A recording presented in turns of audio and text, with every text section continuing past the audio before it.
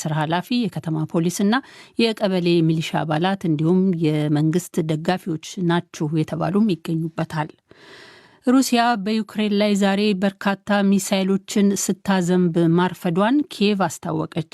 የዩክሬን የአየር ኃይል እንዳለው ሩሲያ ዛሬ ማለዳ 36 ሚሳይሎችን ወደ ዩክሬን አወንጭፋለች። በዚሁ የሚሳይል ጥቃት ኪየቭ የሚገኝ አንድ ትልቅ የነዳጅ ዘይት ማጣሪያ መመታቱን ባለስልጣናት አስታውቀዋል። ከቱርኩ ርዕደ መሬት 248 ሰዓታት በኋላ ዛሬ አንዲት የ17 ዓመት ልጅ ከፍርስራሾች ስር በህይወት ተገኘች። ወጣቷ በህይወት የተገኘችው ካህራማናማራስ በተባለው ከርዕደ መሬቱ ማዕከል በቅርብ ርቀት በሚገኝ ከተማ ውስጥ ነው። ዜናው የኢትዮጵያ መንግስት ኦነግ ሸኔ ሲል የሚጠራው ታጣቂ ቡድን ጥር 25 ቀን 2015 ዓ.ም ኦሮሚያ ክልል ውስጥ በሰነዘረው ጥቃት ቢያንስ 50 ሰዎች ገድሏል ሲል የኢትዮጵያ ሰብአዊ መብቶች ኮሚሽን ኢሰመኮ አስታወቀ። ኮሚሽኑ ትናንት ባወጣው የምርመራ ዘገባ እንዳለው በኦሮሚያ ክልል በምስራቅ ወለጋ ዞን ጎቡ ሰዬ ወረዳ አኖ ከተማ ውስጥ በተፈጸመው በዚሁ ጥቃት ከሞቱት መካከል የክልል የስራ ኃላፊና ሾፌራቸው፣ የከተማ ፖሊስና የቀበሌ ሚሊሻ አባላት ይገኙበታል። ኮሚሽኑ ምርመራውን ያካሄደው በሕይወት አካልና በንብረት ላይ ስለደረሰው ጉዳት ምስክሮችን፣ የመንግስት አካላትንና የተጎጂ ቤተሰቦችን በማነጋገር መሆኑን ገልጿል። ተጠሪነቱ ለህዝብ ተወካዮች ምክር ቤት የሆነው ኢሰመኮ ታጣቂው ቡድን ከ10 ሺህ በላይ ተፈናቃዮች በሚገኙበት አኖ ከተማ ግድያውን የፈጸመው ቤት ለቤት እየተንቀሳቀሰ እንደነበር በዘገባው ገልጿል። በኮሚሽኑ የሰብአዊ መብቶች ክትትልና ምርመራ ክፍል የሪጅን ኃላፊ አቶ አሚድ አብዱልፈታ ማብራሪያ እንዳሉት ከተፈናቃዮቹ በተጨማሪ የከተማዋ ነዋሪዎችም የጥቃቱ ሰለባ ሆነዋል። በእኛ ምርመራ መሰረት ቢያንስ ወደ 50 የሚሆኑ ሰዎችን፣ ሌሎች የከተማው ነዋሪዎችን፣ የመንግስት የስራ ኃላፊዎችን፣ ሚሊሻዎችን እንዲሁም ፖሊሶችን ጨምሮ በግጭት ውስጥ ኢላማ ሊደረጉ የማይገቡ ሰዎች ተብለው ሊገለጹ የሚችሉ ቢያንስ 50 ሰዎችን የገደሉ መሆኑን ነው እኛ ያገኘነው ግኝት የሚያሳየው። ከሟቾቹ መካከል 42ቱ በተፈናቃይ የመጠለያ ጣቢያዎች ውስጥ እና ከተቀባይ ማህበረሰብ ጋራ ተቀላቅለው ይኖሩ የነበሩ ተፈናቃዮች እንዲሁም መንግስትን ይደግፋሉ የተባሉ ነዋሪዎች እንደነበሩም አቶ አሚድ ገልጸዋል። እርሳቸው እንዳሉት ከመካከላቸው 4 ሴቶችና 3 ህጻናት ይገኙበታል።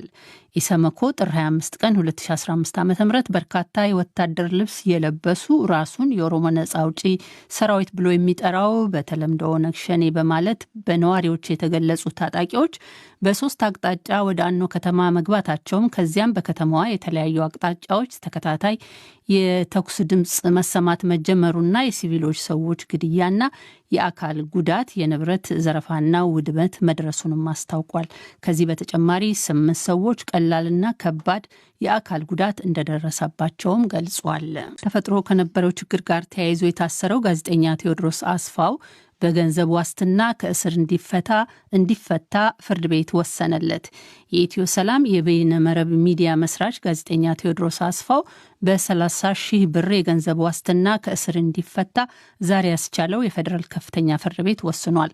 ጋዜጠኛ ቴዎድሮስን የፌዴራሉ ከፍተኛ ፍርድ ቤት ልደታ ምድብ የጊዜ ቀጠሮ ችሎት ዛሬ ያቀረበው ፖሊስ በተለያዩ ወንጀሎች እንደጠረጠረውም ለችሎቱ መግለጹን የተጠርጣሪው ጠበቃ አቶ ሰለሞን ገዛኸኝ ለዶይቼ ቬለ ተናግረዋል። ፖሊስ በአንድ ገጽ ወረቀት የተጠረጠረበትና ተጨማሪ 14 ቀን የጠየቀበትን ክስ አሰምቷል። በክሱ ላይም ቴዎድሮስ አስፋው የተባለው ተጠርጣሪ የኦርቶዶክስ ተዋሕዶ ቤተክርስቲያን የተፈጠረውን አለመግባባት እንደ ጥሩ አጋጣሚ በመጠቀም ከሃይማኖታዊ ዓላማና አስተምህሮ ውጪ የራሳቸውን ዓላማና የፖለቲካ አጀንዳ ለማሳካት አስበው በተለያዩ ማህበራዊ ድረገጾች በመጠቀም ኢመደበኛ አደረጃጀት በመፍጠር በማደራጀት ሽብር ቀስቃሽ የሆኑ ንግግሮችን ለህብረተሰቡ በማስተላለፍ ብሔርን ከብሔር ሃይማኖትን ከሃይማኖት በማጋጨት እንዲሁም ከጸረ ሰላም ኃይሎች ጋር ትስስር በመፍጠር በህገወጥ ሶሻል ሚዲያ በመጠቀም አንዳንድ ክልሎችና በአዲስ አበባ በሰውና በንብረት ላይ ጉዳት እንዲደርስ አድርገዋል።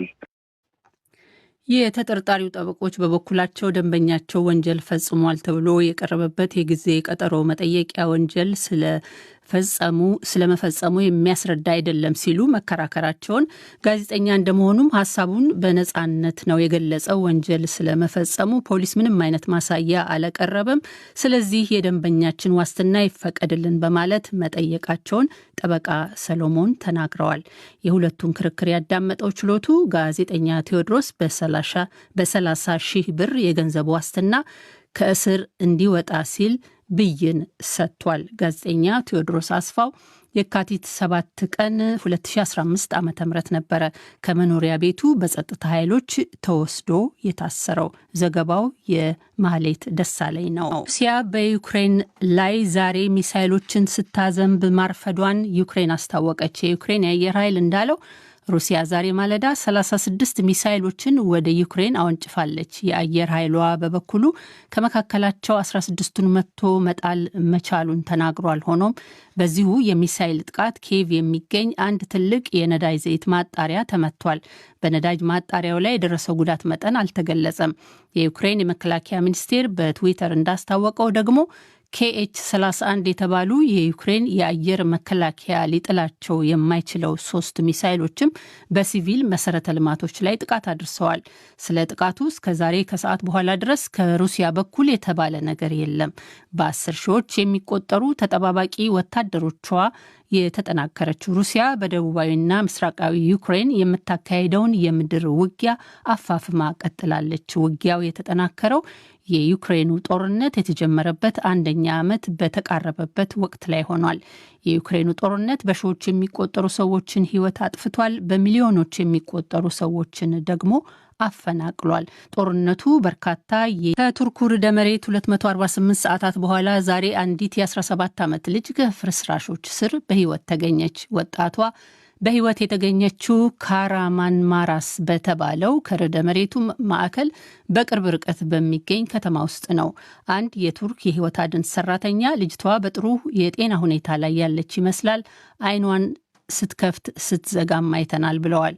ለአንድ ሳምንት በአካባቢው በሕይወት አድን ስራ ላይ ተሰማርተው መቆየታቸውን ለፈረንሳይ ዜና አገልግሎት የተናገሩት እኚህ ሰው ልጅቷን ያገኙት ምናልባት ድምፅ የሚያሰሙ ሰዎች ካሉ ብለው ወደ ስፍራው በተጠጉበት አጋጣሚ እንደነበረ ገልጸዋል።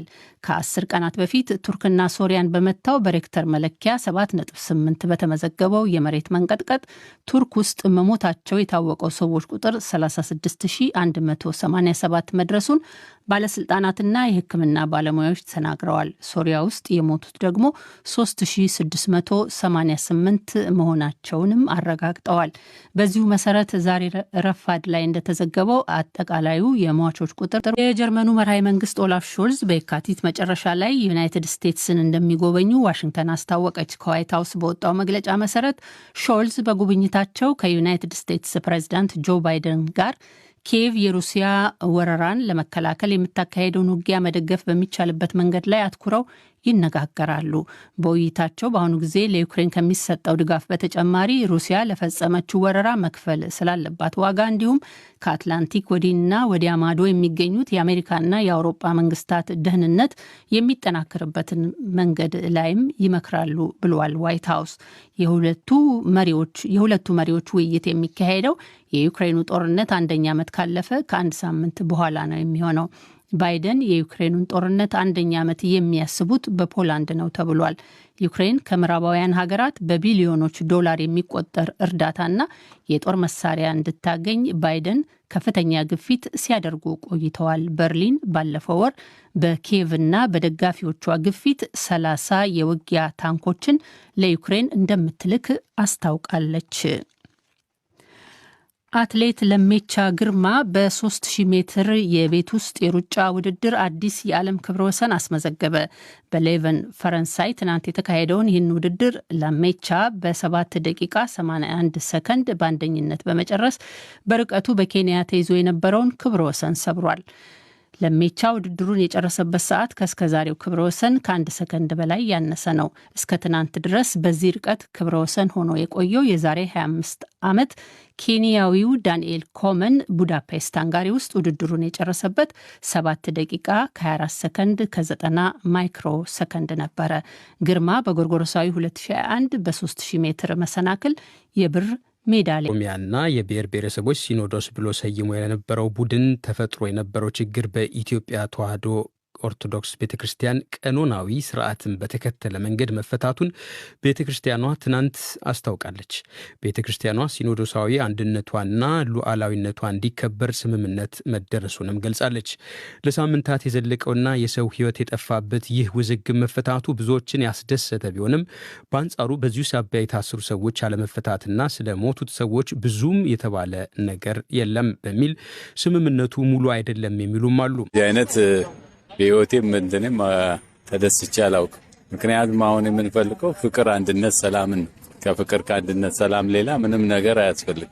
ዛሬ ኢትዮጵያ ባለችበት ሁኔታ ላይ እንዲህ አይነት መፈጠሩ አሳዝኖን ነበር። አሁን ደግሞ እግዚአብሔር ሁሉን ነገር አስተካከለውና ለበጎ ነው። እግዚአብሔር አንድ ነገር ሲያመጣ ለበጎ ነው። ሊያሰባስበን ፈልጎ ምን ሊያደርገን አሰባሰበን።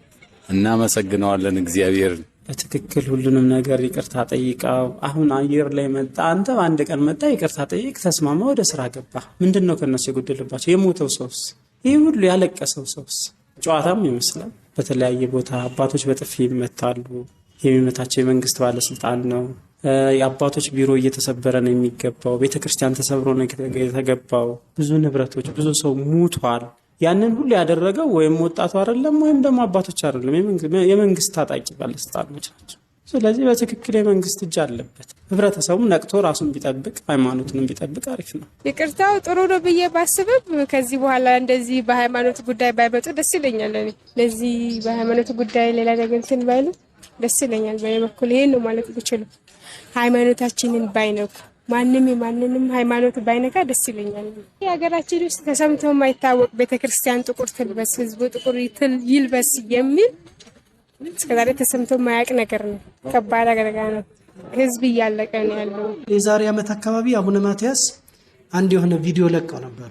እዛ ላይ እንደተናገሩት በጣም ቤተክርስቲያን ትልቅ ችግር ላይ ናት፣ ድምፄ እንዳላሰማ ታፍኛለሁ፣ ችግር አለ ብለዋል። ስለዚህ ችግሩ ያሁን አይደለም፣ መንግስት ራሱ ከነዚህ ሰዎች ጋር ሲሰራበት የቆየ ችግር ነው። ስለዚህ በጣም ከባድ ጊዜ ነው ያለፈው።